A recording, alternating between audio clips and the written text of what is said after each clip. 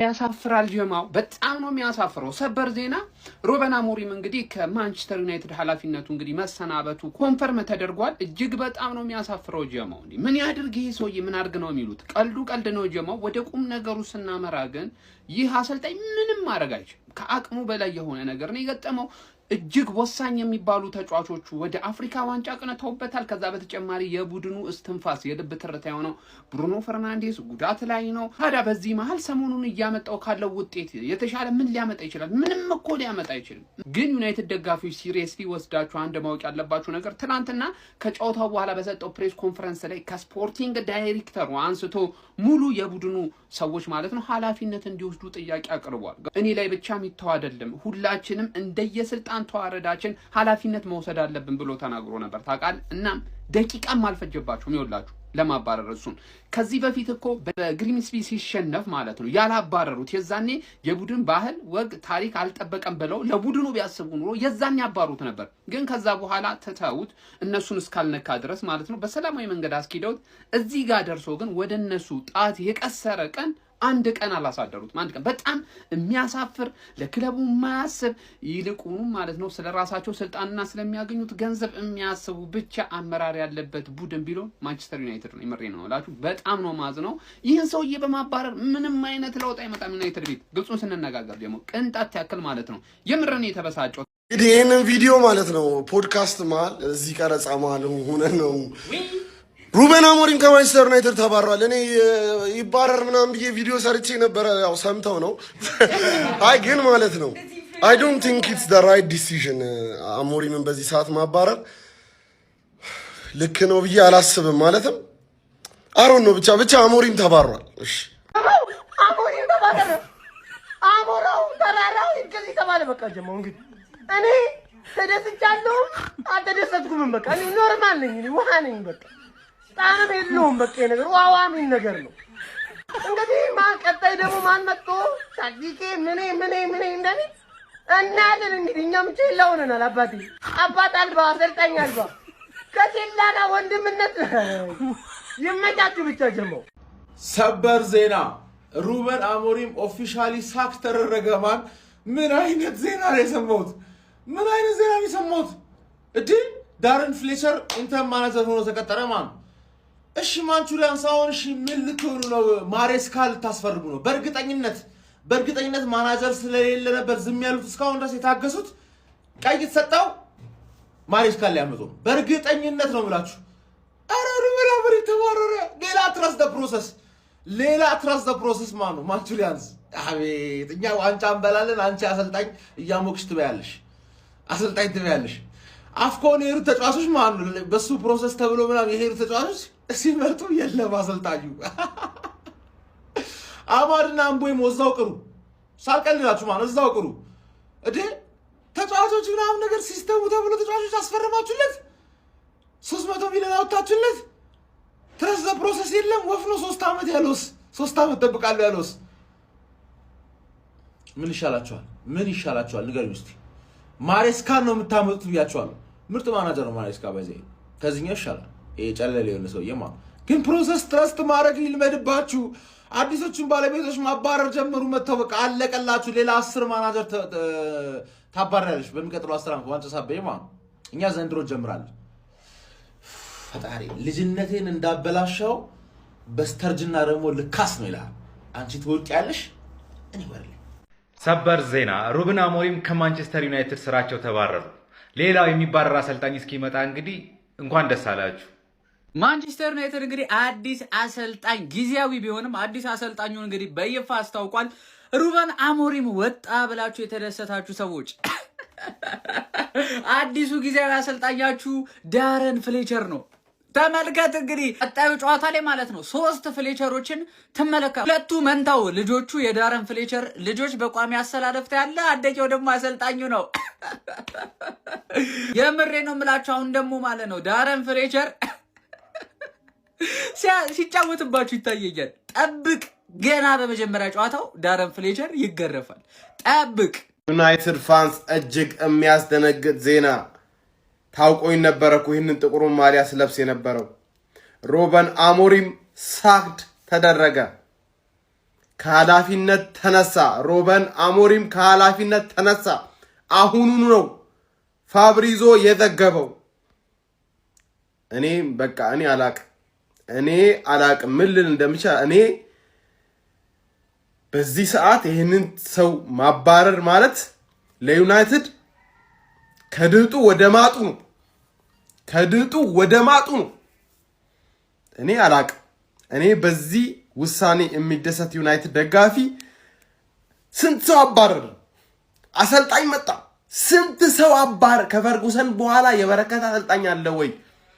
ስንት ሰው አባር። ለውጥ መጥቷል ወይ? ወይኔ ዩናይትድ ለውጥ እያሳየ ነበር።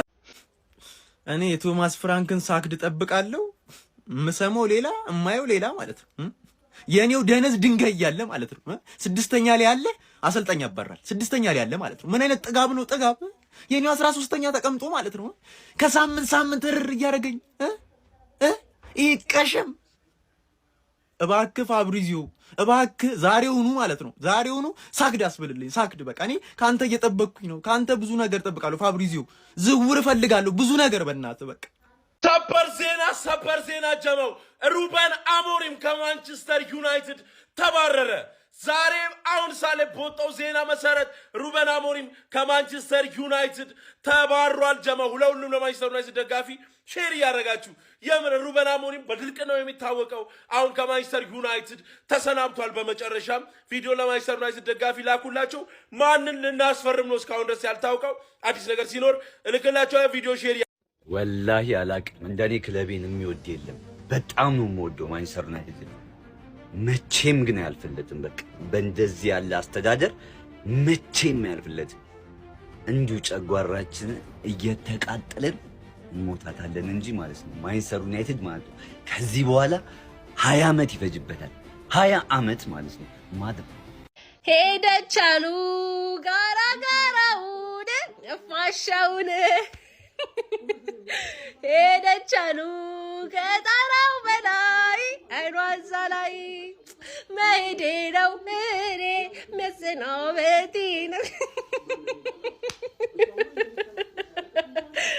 አባረራችሁት። እኛ ሳናጣጥም የዚህን ሰውዬ የእውቀት እንትን ግን አባረራችሁት። ደግነቱ አይቆጨውም። ገናን ባስተላለፍ ያከበረ ሰው ነው። አሁን ማን ነው እሺ የሚመጣው? እንዞ ማሬስካ ማን ነው የሚመጣው? ነገር እንጂ አቢ ግን ከባድ ቋጠሮ ነው እውነት። በቃ እዛ አንዱን ልጅ ይቅርታስ ብላችሁት ስንት ነገር ብላችሁ አቢ ግን በጣም ተደማጭነት እንዳለው እያሳየን ነውና አሁን ምንድነው ተስፋችሁ? አሁን ቀጣይ ደግሞ ማን ይሄን ሊባል ነው? እስቲ ንገሩን።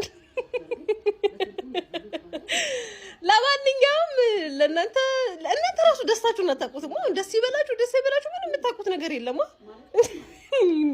አሁን ምንድን ነው የምትባሉት? እኛ ማለት ነው እኛ ተናደናል። እኛ ደስተኛ አይደለንም። እናንተ ግን ሁለት ማንነት ነው ያላቅላችሁ ብቻ አባረሩት። ይኸው ማርያምን እኔ ቆይ መቼ ነው ግን ይሄ ቲም የሚለወጠው? መቤቴን ነው የምላችሁ ከአመት አመት በኢየሱስ ስም ኧረ እኔ በቃኝ። እኔ ይኸውላችሁ ይሄን እኔ ስሜታዊ ሆኜ አይደለም የምናገረው ይሄን ነገር። ከዚህ በፊትም እኔ ብዙ ሰው ሲጠይቀኝ በአካልም ስንገናኝ ብዙ ሰው ጋር ስናወራበት የነበረ ነገር ነው። አሞሪምን ካባረሩት እኔ በዚህ ቲም ላይ ማንም ይምጣ። ለምን ኢንሪኬና ጋርዲዮላ አንድ ላይ ሆኖ አያሰለጥኑት? ኪዳነ ምሕረትን ነው የምላችሁ።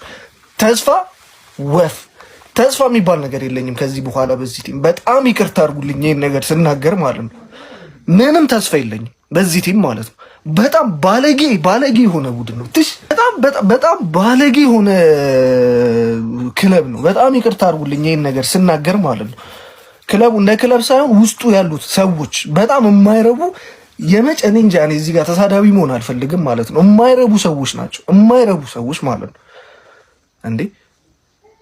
አረ በጣም ቀኔን አበላሹት። ኪዳነ ምሕረትን ቀኔን አበላሹት። በስመ አብ በወልድ ነግራችኋለሁ። እኔ ማንም ቢመጣ ማለት ነው የትኛውም ማሰልጣኝ እንዴት እንደሆነ ታውቃላችሁ? ሊመጣ ይችላል 1-2 ወር ነው 1 አመት ወይ 6 ወር ምናምን አሪፍ ይሆናል። ከዛ በኋላስ ሁለተኛው ዝቅ ይላል፣ ሶስተኛው ከዛ ደጋፊው ይነሳል ምናምን፣ ከዛ ይባረራል። አለቀ። እንደዛ አይነት እንትን ነው የሚኖረው። ይሄ ምንድነው የሚባለው?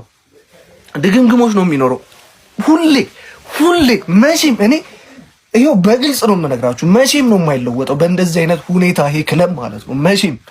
መቼም እኔ ከፈርጉሰን በኋላ ያሉትን እያንዳንዱን አሰልጣኝ አይቻለሁ።